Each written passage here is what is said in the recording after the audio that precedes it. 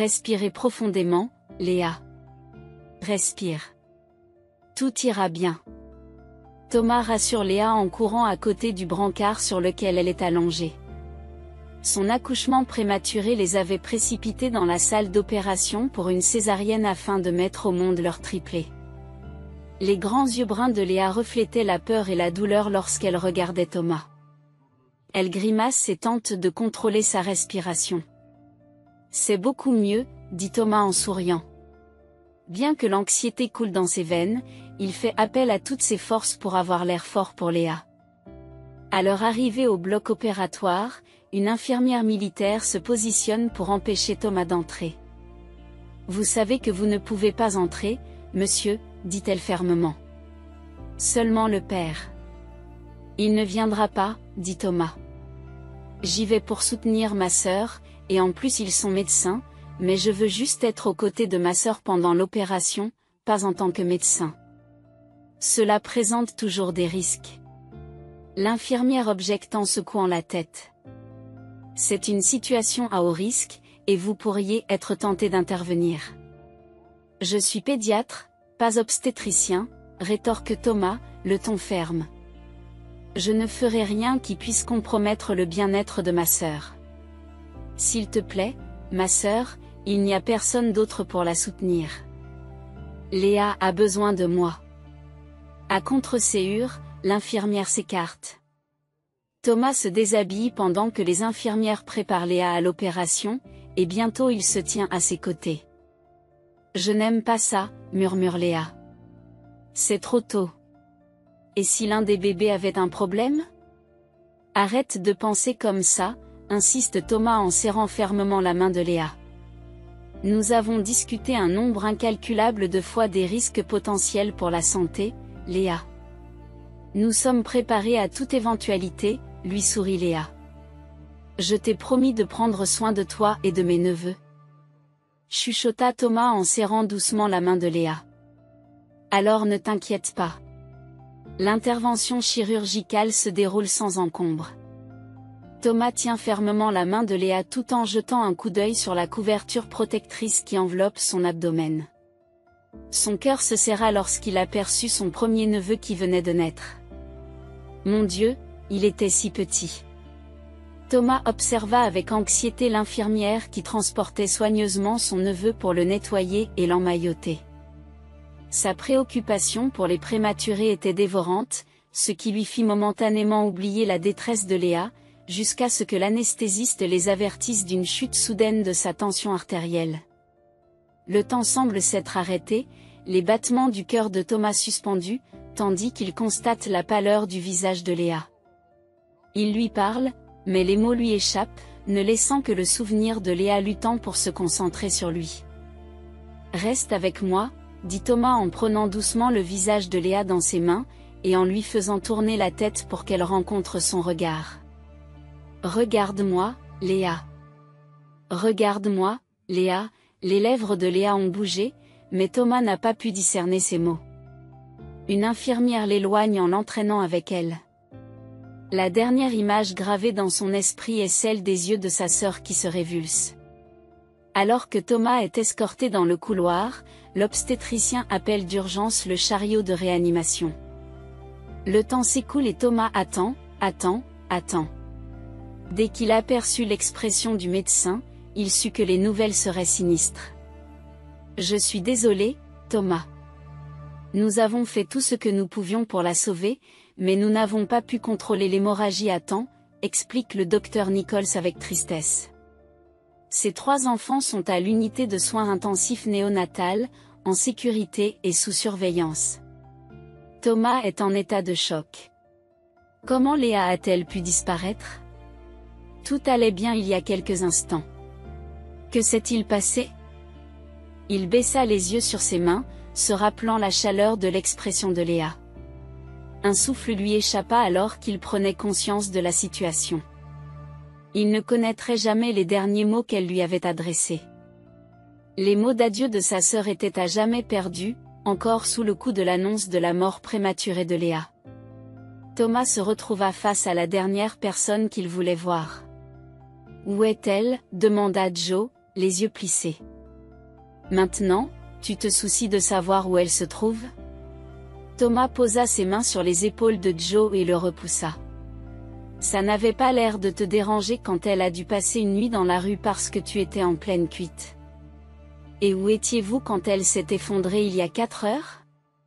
Ce ne sont pas tes affaires, Thomas, ricane Joe. Arrête de jouer les frères surprotecteurs et dis-moi où est Léa. Elle est à la morgue, espèce de salaud, répond Thomas en balayant avec colère les larmes qui coulent sur ses joues. Elle est décédée pendant la césarienne. Thomas se retourna pour s'éloigner, mais avant qu'il n'ait pu atteindre le bout du couloir, Joe lui attrapa le bras. Et les bébés? Où sont mes enfants? Demande Joe. Thomas se dégage avec force de l'emprise de Joe et lui fait face. Oubliez ses enfants. Il est hors de question que je les laisse vivre avec une personne aussi méprisable que toi. En fait, je ferai tout pour qu'ils ne découvrent jamais qui est leur père. Tu ne peux pas faire ça, dit Joe en serrant la chemise de Thomas dans ses poings. Thomas ricane amèrement. Les seuls droits auxquels tu sembles tenir sont ceux qui te permettent d'acheter de l'alcool et de te saouler. Pars maintenant, ou je demande à la sécurité de te jeter dehors. Dit Joe en quittant l'hôpital. Thomas était déterminé à ne jamais confier ses enfants à Joe. Il a contacté ses avocats à ce sujet.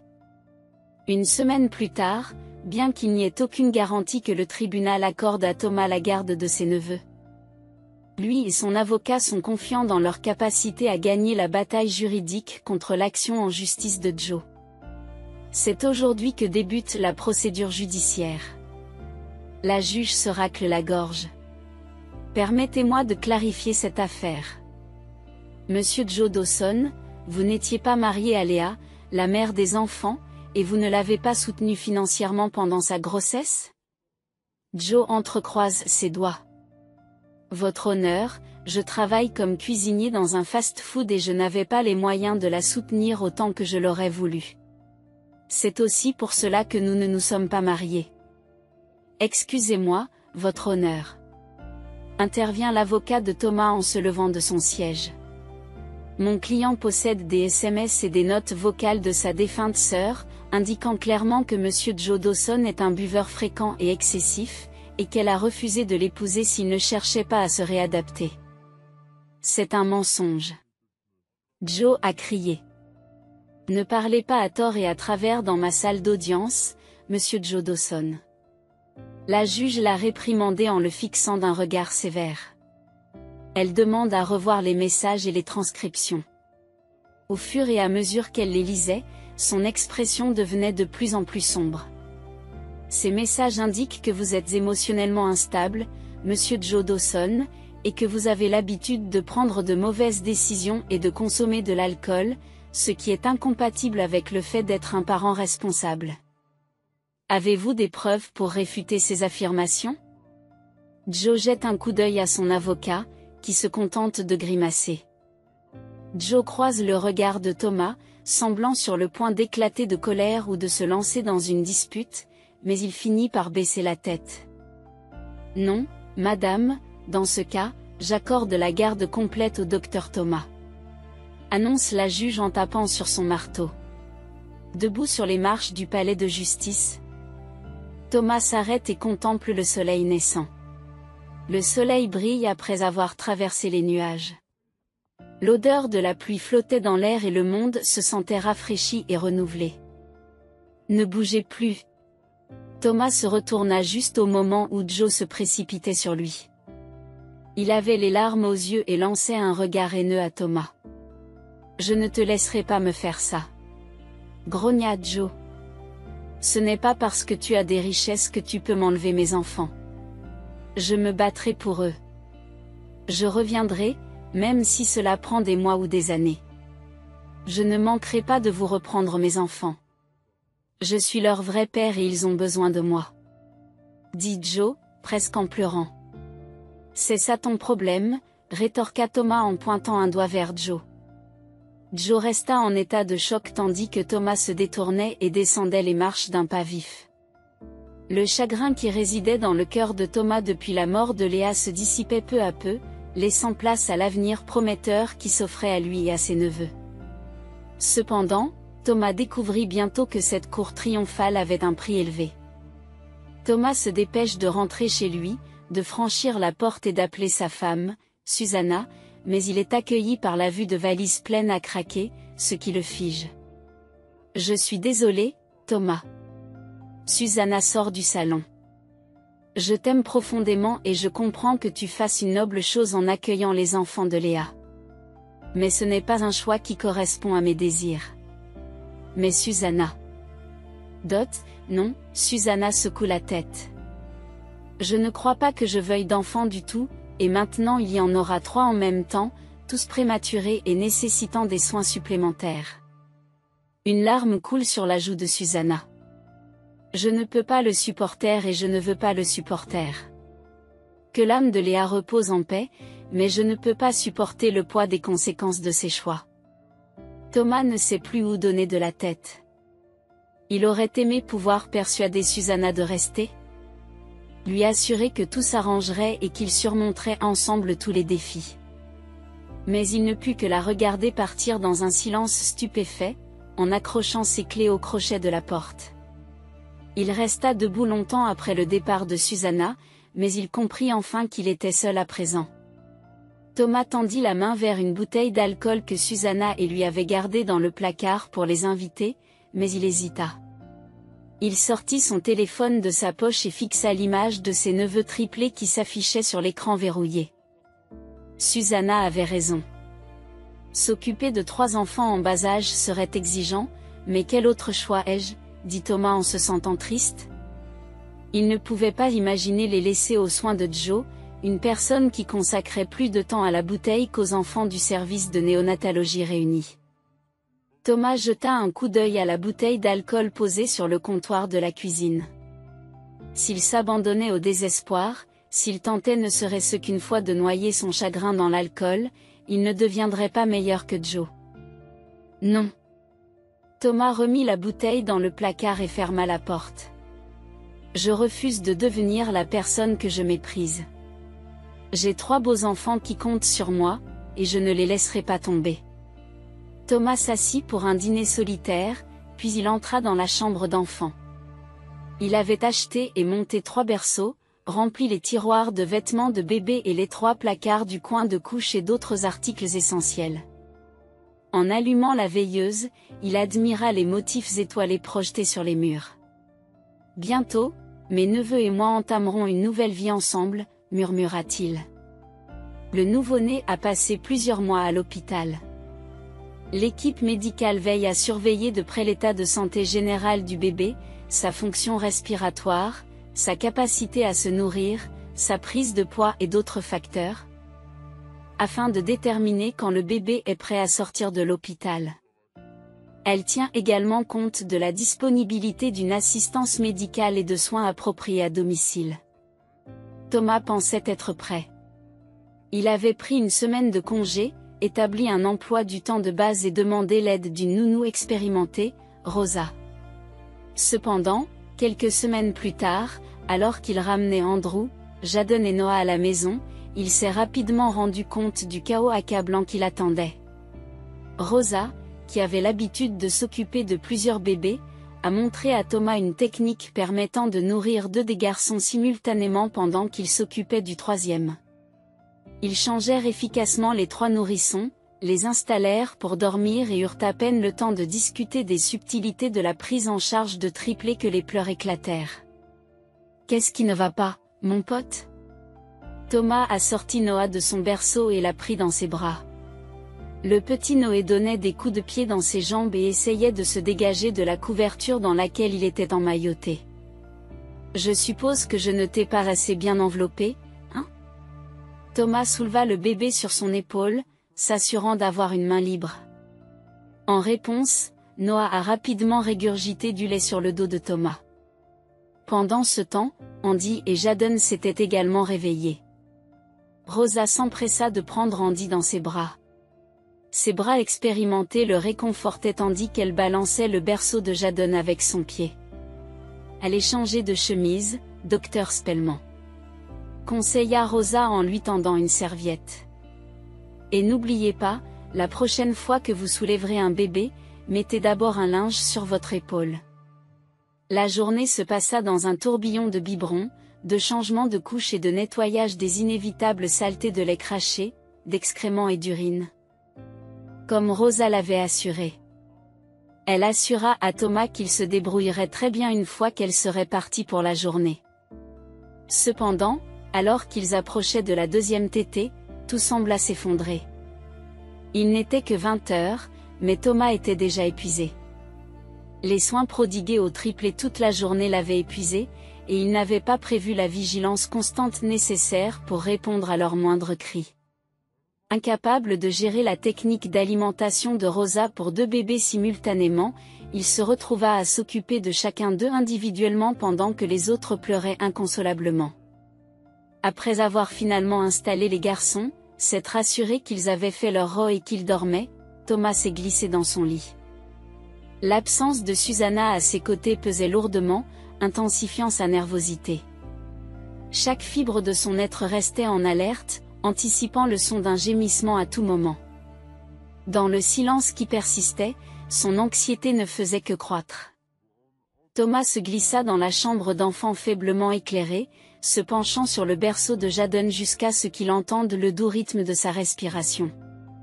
Il se dirigea ensuite vers les berceaux d'Andy et de Noah, rassuré par la tranquillité de leur sommeil. Satisfait que les garçons soient en sécurité, il se prépara à partir. Cependant, dans l'obscurité, il trébucha sur une poubelle mal placée, éparpillant des couches usagées sur le sol. En se baissant pour les ramasser, sa tête heurta le coin de la table à langer, provoquant un juron involontaire. Andy fut le premier à se réveiller, rapidement suivi par ses frères, leurs cris résonnant dans la pièce. Thomas mit de côté les couches éparpillées et s'appliqua à endormir les garçons, mais ils devaient déjà être nourris. Il fallait à nouveau changer les couches, et le cycle continuait. Le temps que Thomas retourne dans son lit. Le réveil sonne. Thomas courut accueillir Rosa lorsqu'elle arriva. Son pyjama était taché de lait et il n'avait pas eu le temps de se changer, de se doucher ou même de se brosser les dents. « Heureusement que tu es là », dit Thomas en donnant Andy à Rosa et en se précipitant vers la chambre d'enfant. Ils viennent de se réveiller et ont besoin d'être changés. Thomas souleva délicatement Noah de son berceau et le plaça doucement sur la table à langer, commençant la routine familière d'enlever sa grenouillère et sa couche. Un jet d'urine soudain le prit au dépourvu, l'éclaboussant sur le côté juste au moment où il tendait la main pour prendre une nouvelle couche. Rosa, qui entre dans la pièce, observe la mésaventure et fait part de sa sagesse. « Il faut être très prudent avec les petits garçons », conseille-t-elle sagement. Thomas laisse échapper un reniflement de frustration. « Pourquoi suis-je si incompétent dans ce domaine ? Je suis pédiatre, pour l'amour du ciel. J'ai passé toute ma carrière à travailler avec des enfants et des bébés. » Il serre la mâchoire, luttant contre les larmes qui montent à l'intérieur. « Docteur Thomas, vous commettez une erreur courante. » Rosa s'est interposée, l'écartant doucement et prenant en charge le changement de Noah. Vous êtes peut-être un médecin compétent et un homme intelligent, mais l'art de prendre soin des bébés s'acquiert par l'expérience pratique, pas seulement par des connaissances théoriques tirées de livres et de blogs. Rosa a rapidement changé la couche de Noah et l'a rendue à Thomas. Maintenant, laissez-le s'allonger et apportez-moi le prochain petit. Après cela, il est temps pour vous de vous reposer, docteur Thomas. Faites votre toilette et passez une bonne nuit de sommeil, vous vous sentirez beaucoup mieux. Grâce aux conseils patients de Rosa, Thomas trouve peu à peu ses marques dans la routine quotidienne des soins prodigués à ses neveux. Il continua à remplir son rôle de tuteur dévoué. Bien qu'avec une pointe d'anxiété persistante au fur et à mesure que les garçons grandissaient. Rosa est restée une source de soutien inébranlable, offrant sa patience et son expertise aux enfants et à Thomas. Pendant que Thomas travaillait à l'hôpital, Rosa s'occupait des enfants. 5 ans plus tard, Andrew, Jaden et Noah ont grandi en aimant Thomas et Rosa. Et puis, un jour, c'est arrivé. Vous avez pris sa température il y a 5 minutes. Rosa écarte Thomas et son thermomètre, se concentrant sur l'habillage de Noah, 5 ans, pour la journée. Il s'agit simplement d'un petit reniflement, Dr Thomas. Il n'y a pas lieu de s'inquiéter, mais que se passerait-il si? Thomas commença à s'inquiéter. Non, Rosa lève le doigt, mettant fin à ses inquiétudes. Ce n'est pas parce que vous avez une connaissance encyclopédique des problèmes médicaux que vous devez vous préoccuper de chaque symptôme mineur. Tu es pire que ces mères qui consultent Internet et supposent que leur bébé est atteint d'une maladie rare. Thomas poussa un soupir, se rendant compte de la sagesse des paroles de Rosa. Il accepta à contre-séure son expérience et partit au travail, bien que la maladie de Noé ait déjà déclenché un mal de tête. Prenant quelques analgésiques, il se rendit à ses rendez-vous de la matinée. Mais à l'heure du déjeuner, il se sent très mal. Thomas entre en titubant dans la cafétéria de l'hôpital, les lumières vives du plafond se reflétant sur les surfaces brillantes en acier inoxydable de la salle de service comme des étoiles aveuglantes. S'approchant du comptoir, il s'efforce de se souvenir de la raison de sa venue et est assailli par une odeur inhabituelle. Thomas n'a pas eu le temps ou la présence d'esprit de se rendre compte que quelque chose n'allait pas avant de s'effondrer sur le sol.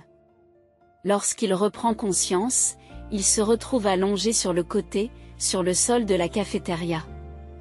Un médecin familier est accroupi à proximité.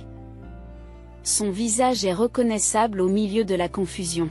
« Tu m'entends, Thomas ? » ?»« Quoi ? Je ne comprends pas. » Thomas tente de se redresser, aidé par le médecin qui s'approche pour le soutenir.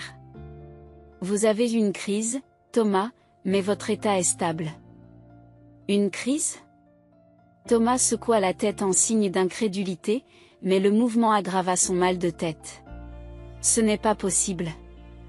Je suis neurologue, Thomas, et je peux confirmer que vous venez de faire une crise. » Le visage du médecin est préoccupé. « Il faut absolument que vous soyez examiné immédiatement. Venez avec moi pour que nous puissions faire les examens nécessaires tout de suite. C'est une affaire sérieuse. » « Ah, d'accord. » Thomas regarde fixement le médecin, n'arrivant toujours pas à saisir la réalité d'une crise d'épilepsie. Il reprit son calme, se leva et remarqua les regards attentifs des infirmières et des médecins qui se trouvaient à proximité. Thomas suit le neurologue dans son bureau pour un examen approfondi. Alors que le médecin évalue ses réactions à divers stimuli, le malaise grandissant de Thomas laisse présager que quelque chose d'important ne va pas. « Je vais vous faire passer un scanner. » l'informe le neurologue. En fonction des résultats, nous devrons peut-être aussi procéder à une IRM. En arrivant chez lui, Thomas aperçoit une silhouette familière appuyée contre une voiture garée devant sa maison. Immédiatement, son instinct protecteur s'emballe. Les mains tremblantes, il aide Jaden, Noah et Andy à porter leur sac à dos jusqu'à la porte d'entrée. « Vous trois, allez à l'intérieur et voyez ce que Rosa a préparé pour le déjeuner. » Thomas dit au garçon, « Je vous rejoins tout de suite. » Dès que la porte d'entrée fut fermée et sécurisée, Thomas se dirigea vers l'homme qui se tenait sur le trottoir. « Je suis venu réclamer mes enfants. » Joe dit à l'approche de Thomas, « Réclamer tes enfants ? » « Ah ! Je les ai élevés et je subviens à leurs besoins depuis 5 ans. Tu n'es rien pour eux. » Thomas rétorque. « Tu te trompes. J'ai consacré chaque jour de ces 5 dernières années à atteindre la stabilité financière. Je suis resté sobre pendant 4 ans et j'ai trouvé un bon emploi. » Joe tapote affectueusement le capot de sa voiture. « J'ai toujours su que je n'abandonnerais pas. Et maintenant, le temps est venu pour mes enfants de revenir à la maison auprès de leur père.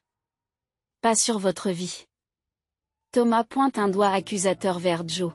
« Si vous pensez qu'une voiture rutilante et un effort symbolique pour rester sobre convaincront un juge de vous accorder la garde de vos enfants, vous vous trompez lourdement.